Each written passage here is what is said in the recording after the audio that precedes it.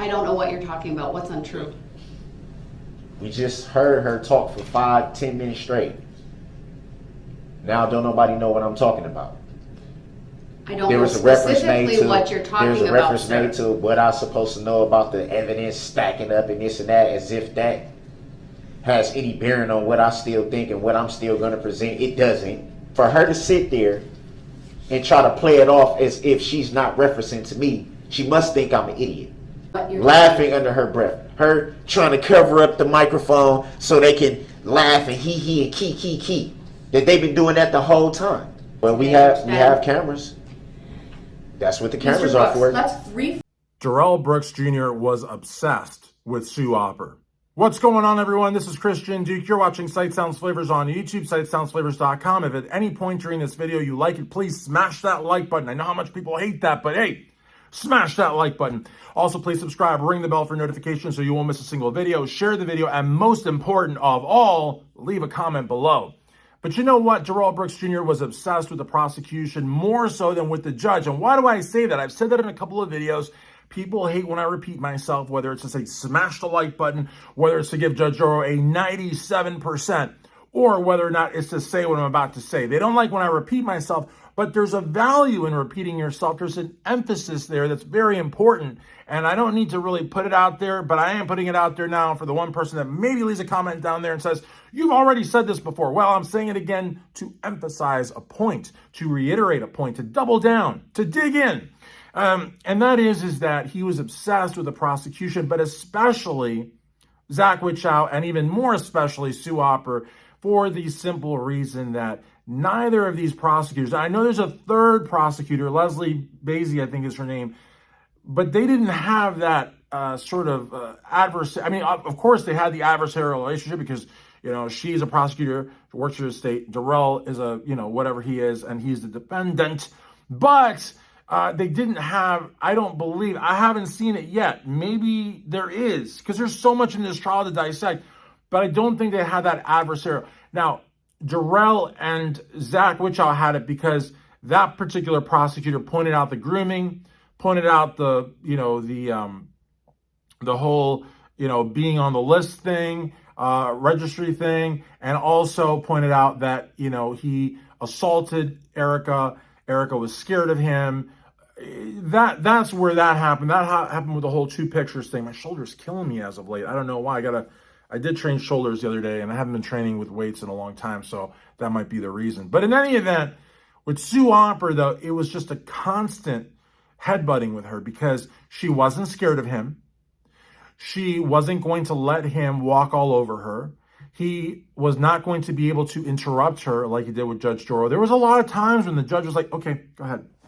You know, and sometimes he would come at her with, if it pleases the court. Sometimes he would just out yell her. Sometimes he would stare her down. But there were a few instances where Judge Durl, I don't think out of fear, but I think more so out of just what I just did. Just, you know what? Just go with it, man. Just say what you got to say. It just kind of like surrendering to the fact that whether she sent him to another courtroom, she'd still hear him because he'd shout. Whether she sent him back to his cell, he would just find ways to just get his way. You know what I mean? And, you know, she would just go with it. You know what I mean? But not Sue Opper. Not Sue Opper. It never happened with Sue. She was the one and only person between the court and the prosecution that just did not let Darrell have his way. And in fact said that he ran like a scared little chicken. In fact, was able to push his buttons at times with the giggles, with the defendant, you know what I mean, with calling him out by his name, even when it was obvious it was him. But you know, some people would prefer not to engage with him because they want to move the process along. But she had no problem doing that and still move the process along. When we talk about expeditiousness, she was probably the one person that really stayed to the schedule, really saw the course to the end, but still, you know, kind of like gave him a couple on the way. You know what I mean? Because, you know, Darrell was given more than a couple. Darrell was downright beating on people emotionally, beating on victims, beating on the loved ones of survivors, beating on the loved ones of those that passed, staring down the judge, raising all sorts of allegations against the bailiffs, the shackles, his treatment back there, against the prosecutors, against Erica, against, other witnesses, even his own witnesses. So the reality of the matter is that Sue Opper presented a very, very strong front. And I think that gave a lot of the folks that were victims and survivors someone to look at in the courtroom. I feel like they also felt like somebody there was their advocate, and I think that that's important because I think that this guy got away with a lot. And, when you look at him, it can be almost easy to not think about what he did. Because, he's in a courtroom, and I'm talking about the times he was in a suit. I'm talking about the times that he wasn't acting like an idiot. I'm talking about the times he wasn't staring down or yelling. I'm talking about the times where he looked like anybody else in a courtroom.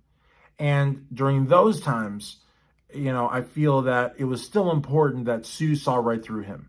You know how Darrell said, "I see right through you"? Well, I think that a lot of people, maybe forgot the gravity and the heinousness of what he did during, certain times of the trial where, maybe he would crack a smile, maybe he wouldn't yell, maybe he would be exceptionally well behaved.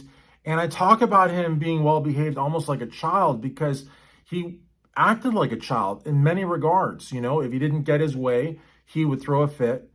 If he didn't, if you didn't rule in his favor, a lot of times he would ignore the judge. Whether or not he was in the courtroom or not. When he wasn't in the courtroom, he would ask if he was being muted, which had nothing to do with whether or not he could hear.